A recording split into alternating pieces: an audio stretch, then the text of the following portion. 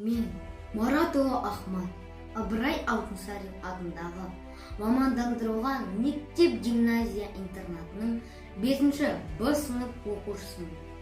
Южный кітапхана филиалы ұйымдастырған Батырдың ұрпағым атты челленджді қолдаймын.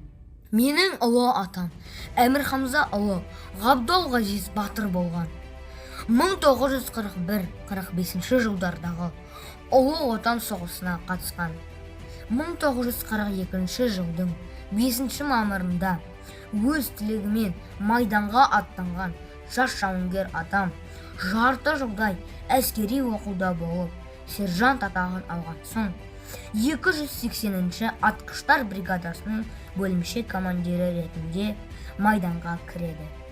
Соғыстан жеңіспен оралған атам жеңгені үшін орден медальдармен марапатталған. Мен майдангер атамды мақтан тұтамын.